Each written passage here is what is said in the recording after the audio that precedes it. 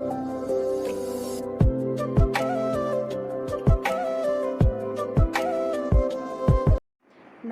বন্ধু বান্ধৱীসকল, আৰতী দেৱী অসমীয়া ছোৱালীলৈ আপোনালোকক পুনৰবাৰ স্বাগতম জনাইছোঁ। আজি ব্লগটো আৰম্ভ কৰিম বুলি ভাবিছোঁ। নাজানো আপোনালোকৰ মনোগ্ৰাহী হোৱাকৈ মই ভিডিঅ'বিলাক দিব পাৰিছেনে নাই, তথাপিও মই চেষ্টা কৰি গৈছোঁ বাৰু। আপোনালোকে চাব বুলি আশা কৰিছোঁ। ৰাতিপুৱা ছোৱালীজনীক স্কুলত থৈ আহিলোঁগৈ, আহি আকৌ এয়া মই দাইলকণ বহাই দিলোঁ। এনেকৈ জুইতে দাইলকণ বনালে মই খাই বৰ ভাল পাওঁ, মাজে মাজে বনাওঁ মই এনেকৈ। আকৌ ছোৱালীজনী আনিব যাবৰে হ'ল।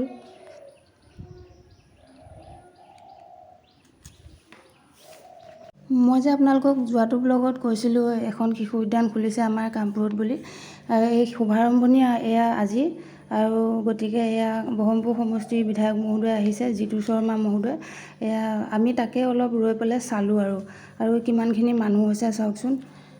গোটেই নিকেতনৰ ল'ৰা ছোৱালীখিনি খেলিবলৈ বুলিও আহিছে, আৰু ইয়াতে যিখিনি গাৰ্জেন আছে গাৰ্জেনখিনিও অলপ চাম বুলি আহিছে।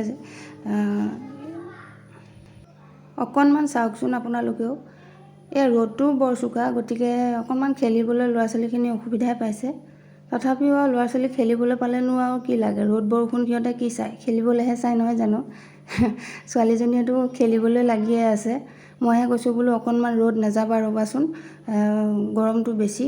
এয়া জিতু শৰ্মা মহোদয় এয়া যাবলৈ লোৱা মুহূৰ্তত শিশু পাৰ্কখন যিখন বনাইছে শিশুৰ কাৰণে, বহুত ভাল কাম কৰিছে, আমাৰ ভাল লাগিছে শিশুসকলৰ কাৰণে। আৰু লগতে এতিয়া ৰাস্তা পদূলিবিলাক ভাল কৰিছে। ৰাস্তা পদূলি ভাল কৰাৰ কাৰণে আমাৰ য'লৈ যাব লাগে ধৰি লওক আধা ঘণ্টা য'ত লাগে আমি 20 মিনিটতে গৈ পাইছোঁ, তেনেকুৱা হৈছে। ৰাস্তা পদূলিবিলাক ভাল হৈছে। এইখিনি ভাল কামেই কৰি আছে চৰকাৰে।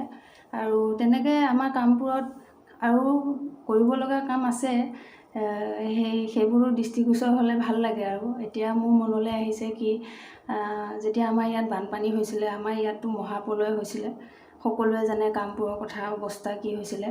গতিকে কামপুৰত সেইখিনি সময়ত যিটো অৱস্থা হৈছিল, কোনোফালে যোৱাৰ ৰাস্তা নাই। যেতিয়া এজন কোনোবা পেচেণ্টৰ মানে এনেকুৱা অৱস্থা হৈছিল যে কোনোফালে নিবলৈ মানে ৰাস্তা নাইকিয়া হৈ গৈছিলে। বেমাৰ হ'লে মানে সেইটো ক'বলৈ মানে ভাষা নাই, কি অৱস্থা হ'ব। আৰু নিজে দেখিছিলোঁ মোবাইলত, তেনেকৈ কোনোবা এগৰাকী মহিলাক প্ৰসৱৰ কাৰণে নাওত লৈ পেলাই ইয়াৰ পৰা NDRF মানে লৈ যাব লগা হৈছিলে, বেলেগ জেগালৈ স্থানান্তৰিত কৰিছিলে। তেনেকৈ দেখিছিলোঁ। আৰু মোৰ লগৰ এজনীৰ মাকৰো এনেকৈ ভৰি ভাগোতে কিবাকৈ ব্যৱস্থা কৰি তাই গুৱাহাটীলৈ নিব লগা হৈছিলে। এইখিনি দেখা পাইছোঁ বাৰু। সেয়ে মানে ক'ব বিচাৰিছোঁ আৰু যাতে আমাৰ ইয়াত চিকিৎসা ব্যৱস্থাটো উন্নত হয়, যাতে আমি ইয়াতে ৰোগী এজন ভালকৈ চিকিৎসা কৰিব পাৰোঁ, বেলেগলৈ পটককৈ দৌৰিব নালাগে। যিহেতু আমাৰ ইয়াত বানপানী হ'বই, আৰু আমাৰ ইয়াৰ কপিলীপৰীয়া ৰাইজ যিহেতু, আমি কপিলীক লৈ আমি গৰ্বও কৰোঁ, আমি আক্ষেপ নকৰোঁ।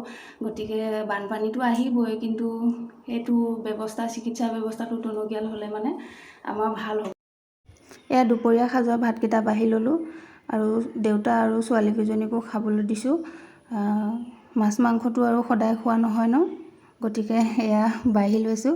আৰু যিকেইটা খাওঁ তাকে আনন্দ মনেৰে খাব লাগে, হয়নে? এয়া চাওকচোন, মই এয়া অমিতা পুলি এটা ৰুইছোঁ। দেউতাই গাঁত খান্দি এয়া ৰেডি কৰি দিছে জেগাডোখৰ, আৰু মই এয়া ৰুই দিছোঁ। আগতে দেউতাই ৰুৱে অমিতা পুলি, কিন্তু আমাৰ গছত ফল নিদিয়ে। কিয় জানো, মানুহে কয় কি মতা মানুহে ৰুলে বোলে ফল নিদিয়ে। গতিকে মই বাৰু মাইকী মানুহে ৰুইছোঁ, ৰ'বচোন এইবাৰ কি হয় দেখা যাব। এইবাৰ যদি নালাগে নহয়, ইয়াক মই কাটিয়ে দিম গুৰিতে। আবেলি সময় হৈছে, এয়া মুনুহঁতে অকণমান খেলিছে। ওচৰৰে দুজনীমান লগৰীয়া আছে, সিহঁতেও আহিলে অকণমান খেলিছে। আৰু এয়া বৰমাকে ওচৰতে ৰখি চাই আছে। মুনু পঢ়িছানে? পঢ়িছোঁ। কি লিখি আছে? ক্লাছ 9। আজি হোমৱৰ্ক দিছিলে নেকি কিবা? মাতৃভাষা দিছিলে।